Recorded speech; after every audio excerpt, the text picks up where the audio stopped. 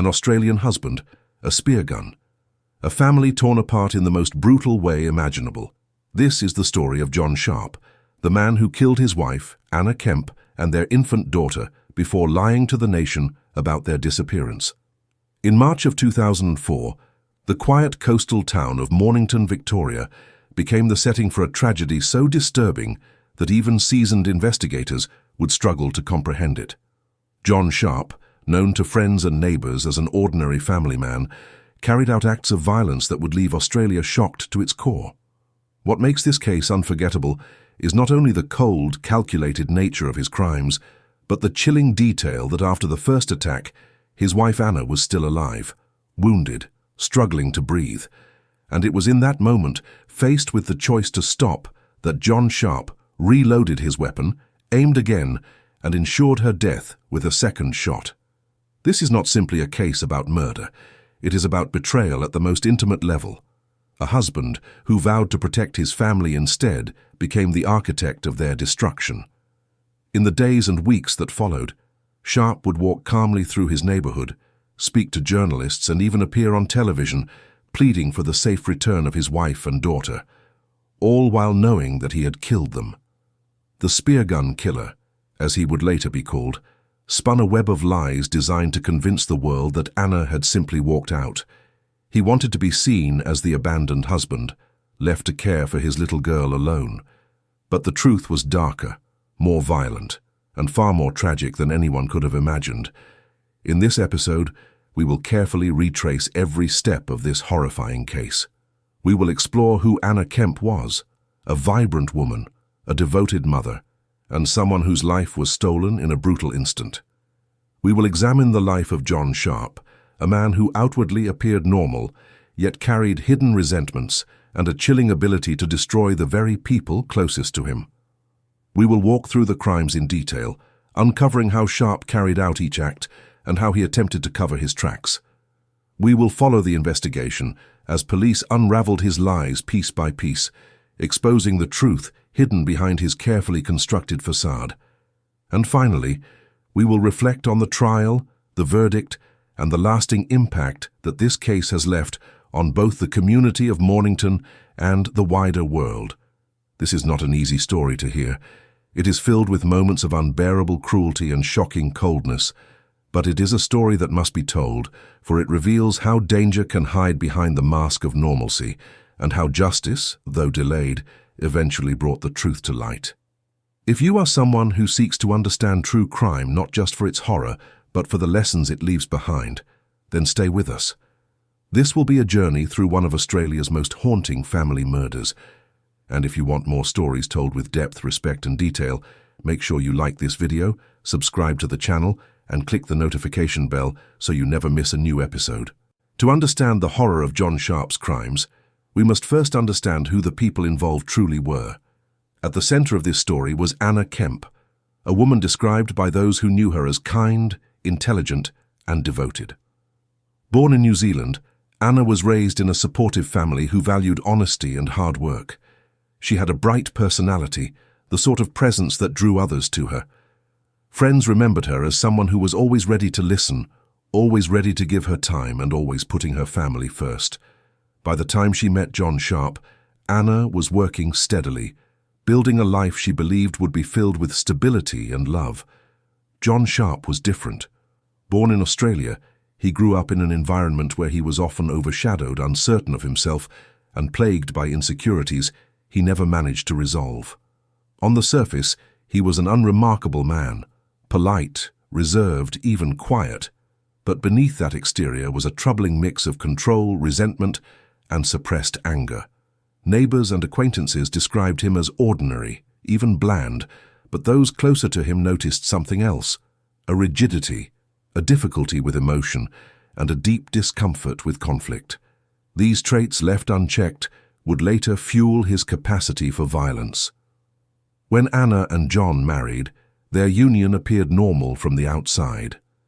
They settled in Mornington, Victoria, a seaside suburb known for its calm atmosphere and family-friendly community. The coastal air, the quiet streets, and the tightly knit neighborhood painted a picture of peace. But inside the Sharpe household, tensions were mounting. The marriage was strained. John struggled with fatherhood, unable to bond naturally with their daughter Gracie, who was born in 2002. Anna, devoted to her child, tried to keep the family together, but she could not ignore John's distance and coldness. What made their relationship even more complex was John's growing resentment toward both his wife and his role as a father. He reportedly found himself overwhelmed, unable to cope with the responsibilities that came with family life.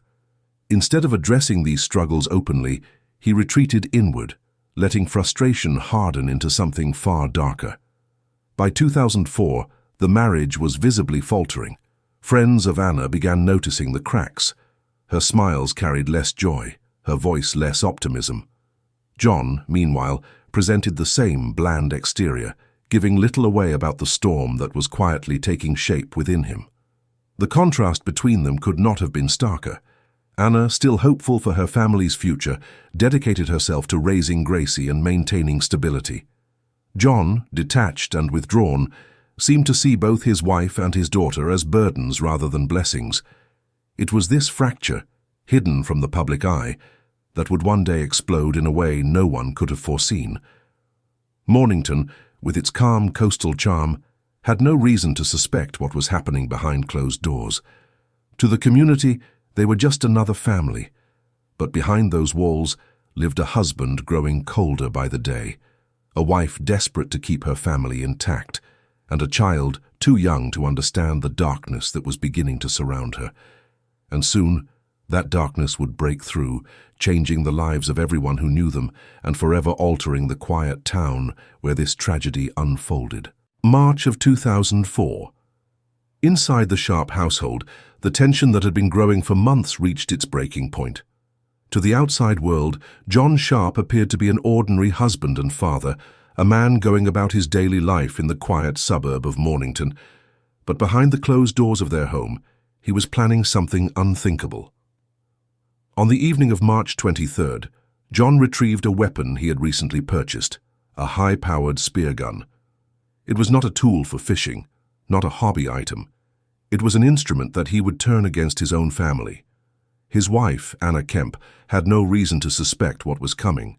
She was in their home, unaware that the man she had married, the father of her child, was preparing to end her life in one of the most brutal ways imaginable. When John raised the spear gun, Anna had no time to react. The first shot struck her, but it did not kill her. She was still alive, still breathing, struggling in shock and pain. In that moment, there was still a choice. He could have stopped. He could have sought help. But John made his decision. Coldly, deliberately, he reloaded the spear gun, aimed once more, and fired a second bolt directly into her head. This time the attack was fatal. Anna Kemp's life was extinguished in her own home by the man she trusted most. The violence did not end there. In the hours that followed, John Sharpe set about hiding his crime. He dismembered Anna's body with chilling calculation, placing the remains into garbage bags. Over the following days, he disposed of her in landfill sites, scattering her existence into fragments, as though attempting to erase her entirely from the world. But the horror was not yet complete. With Anna gone, John turned his attention to their 20-month-old daughter, Gracie. For a brief period, he carried on as though nothing had happened. To neighbors and family, he explained that Anna had left him, that she had abandoned the marriage, but inside the home, he prepared for another killing. On March 27th, only days after murdering his wife, John once again picked up the spear gun. This time the target was his own child. Gracie, innocent and defenseless, could never have understood what was about to happen. With the same cold calculation, John fired, ending her short life in an act that stunned even the most experienced detectives when it was finally uncovered. Now alone, John began crafting his story. He told friends, family, and eventually the media that Anna had walked out on him. He appeared on national television, feigning concern, pleading for her to come home, and asking the public for help. His words carried the tone of a worried husband and father, but behind that facade was the truth, that both Anna and Gracie were already dead by his hand. The world believed his lies for a time, but soon the cracks would begin to show. In the days that followed Anna and Gracie's disappearance, John Sharpe stepped into a role he had scripted for himself, the abandoned husband, the single father left behind. He told relatives and friends that Anna had left the marriage, that she had walked out without warning, and that he was now left to care for their daughter alone. He carried himself calmly, repeating his story with quiet conviction, as though rehearsed. But suspicion began to rise almost immediately. Anna's family, still in New Zealand, found it impossible to believe she would have left voluntarily. Anna was a devoted mother, fiercely protective of her child and deeply committed to her family. The idea that she would abandon her 20-month-old daughter was not just unlikely, it was unthinkable. Phone calls went unanswered. Letters brought no reply. Anna's silence became the first red flag that something was terribly wrong. At the same time, John sought to strengthen his story by turning to the media. He appeared on national television, speaking with apparent concern. With carefully chosen words, he described Anna as restless, suggesting she had simply walked away from her responsibilities. On camera, he asked for her to return, pleaded for her to contact him, and presented himself as a man bewildered by his wife's sudden disappearance. For many watching, it was convincing. But for those who knew Anna personally, the performance rang hollow. Police began to take notice. At first, it was a missing persons inquiry, but inconsistencies quickly surfaced. Investigators examined John's behavior in the weeks leading up to Anna's disappearance. They uncovered receipts, purchases of speargun bolts and equipment. They found irregularities in his story, small details that shifted under questioning. He said Anna had left voluntarily, yet he made no serious effort to search for her. He seemed more concerned with maintaining his version of events than with finding his wife and daughter. Detectives pressed further. Forensic teams scoured the Sharpe home, looking for traces of violence. They began piecing together a timeline, narrowing the window of when Anna was last seen alive. They also followed John's movements after her disappearance, tracking his visits to dumpsters and waste facilities. Slowly, a picture began to emerge. The media, once a platform for John's pleas, now turned against him. Journalists scrutinized his words, his body language, his lack of genuine emotion. Public sympathy began to shift to suspicion. Neighbors whispered about the odd calmness he displayed, the absence of visible grief. The facade of the worried husband was beginning to crack. Under mounting pressure, investigators confronted John Sharpe with the growing body of evidence. Each inconsistency chipped away at his story. Each discovery brought them closer to the truth, and with every passing day, the lies became harder for John to sustain.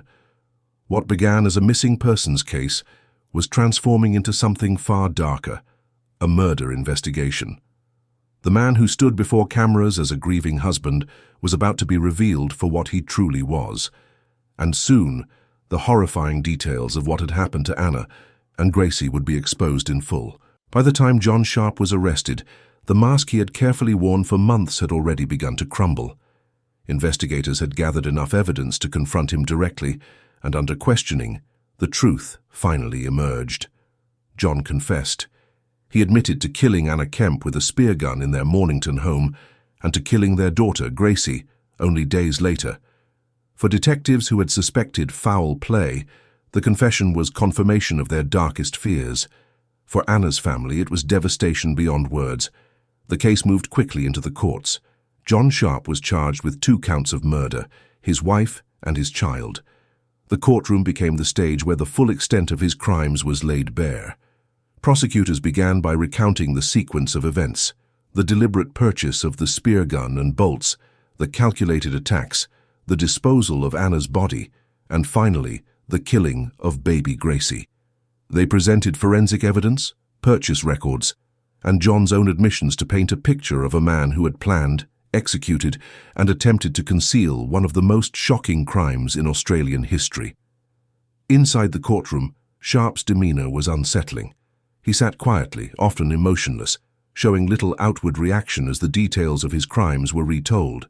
While the prosecution emphasized the brutality and coldness of his actions, his defense sought to frame him as a man suffering from mental health issues, overwhelmed by the pressures of marriage and fatherhood. They argued that his state of mind had clouded his judgment, that he was not fully in control of himself when he carried out the killings, but the evidence was overwhelming. The calculated nature of the attacks, the time between Anna's murder and Gracie's, and his deliberate deception of both the public and the police painted a picture not of a man acting in desperation, but of a man who made deliberate choices. The jury and the public alike saw through the defense's attempts to soften the narrative. The media played a powerful role throughout the trial. Headlines called him the Speargun Killer. Every revelation from the proceedings was broadcast across Australia, and the country watched closely as justice unfolded.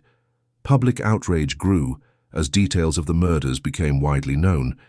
People were horrified not only by the killings themselves, but by the fact that Sharpe had stood before cameras pretending to be the grieving husband, all while knowing that Anna and Gracie were already gone. When the verdict was delivered, there was little surprise. John Sharpe was found guilty of both murders. The sentence was life imprisonment, with no possibility of parole for 22 years. For Anna's family, it was some measure of justice, though no punishment could ever truly balance the loss they had suffered. For the community of Mornington, the verdict closed a chapter of fear and suspicion, but the scars left by the crime would never fully heal. The trial had revealed the truth in its entirety, that John Sharpe, a man once seen as ordinary, had committed acts of extraordinary cruelty. And now he would spend the rest of his life behind bars, remembered not as a husband or father, but as the Speargun Killer. With the trial concluded, and John Sharpe sentenced to life in prison, the community of Mornington was left to reckon with the aftermath of a crime that had shocked the entire nation. For Anna's family in New Zealand, the reality of their loss was crushing. They had not only lost a beloved daughter and sister, but also her child, Gracie, the innocent life that should have been their future joy. Grief became a constant companion, and the knowledge that both lives had been stolen by someone who was meant to protect them deepened the pain. In Australia, the public struggled to comprehend how such brutality could have come from a man who had appeared so ordinary. Neighbours remembered John Sharpe as quiet, polite and reserved. There had been no clear warnings, no obvious signs that something so violent was possible. This realization sent ripples of fear through the community. If a husband, a father, a man with no criminal history could commit such acts, what did that mean about the hidden dangers behind closed doors? The case sparked conversations about domestic violence and control within relationships. Advocates pointed to the importance of recognizing warning signs: emotional withdrawal, rigid behavior, lack of empathy, traits that, in hindsight, were present in John's personality. There were calls for greater awareness, better resources for women who felt unsafe in their marriages, and stronger intervention measures to prevent tragedies before they unfolded. Inside prison, John Sharpe became infamous.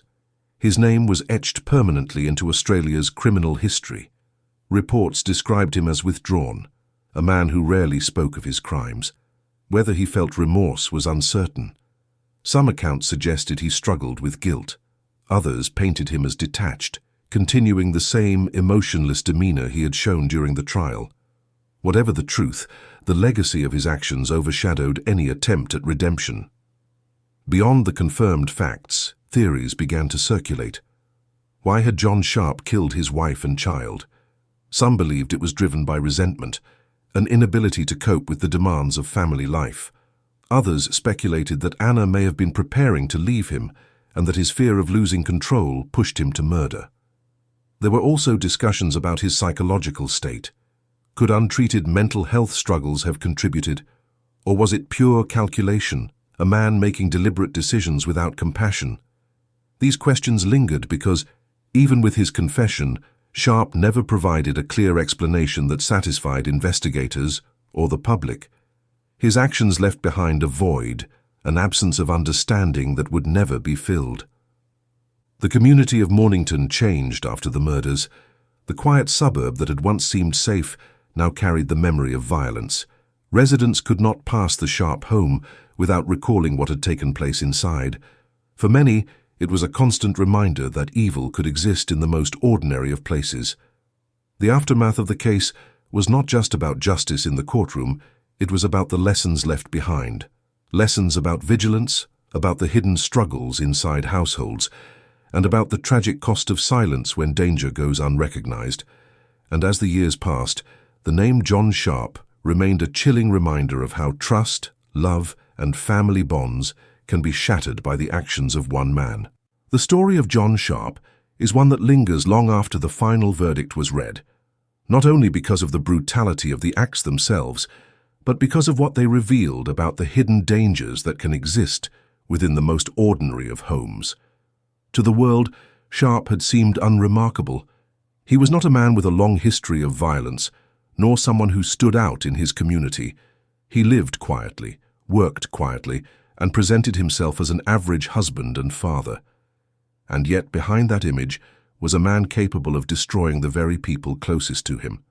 When we look back at the case, it is not only the method of the killings that chills us, but the choices made in between. After firing the first shot into Anna, John saw that she was still alive. In that instant, he was faced with humanity's most defining decision, the chance to stop, to save, to preserve life. He chose instead to reload, to aim again, and to ensure death.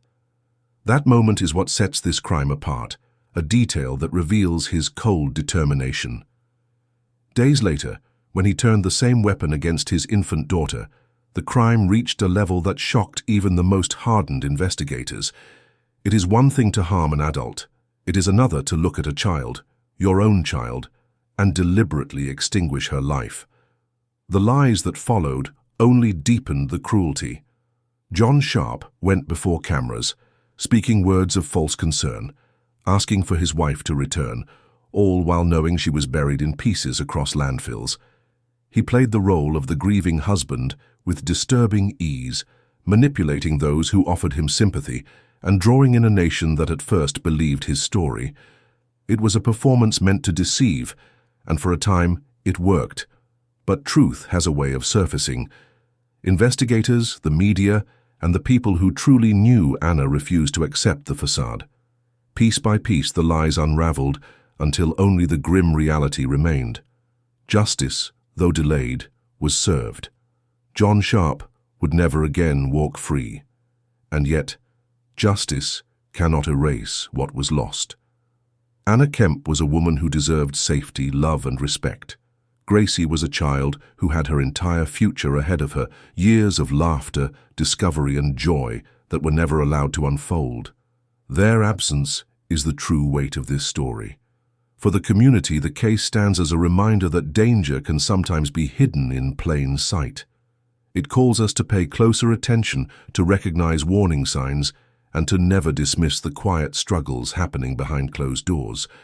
For the true crime community, it remains one of the most haunting cases in Australian history, not for the scale of the violence, but for its intimacy, the betrayal of family trust. As we close this story, we remember Anna and Gracie, not for the way their lives ended, but for the love and light they brought while they lived. Their memory outshines the man who took them away. If you found this case compelling, do not forget to like this video, share it with others, and subscribe for more in-depth true crime stories told with respect and detail. And as always, we invite you to share your thoughts in the comments below. What do you believe truly drove John Sharpe to commit such unthinkable acts? This was the story of John Sharpe, the Speargun Killer.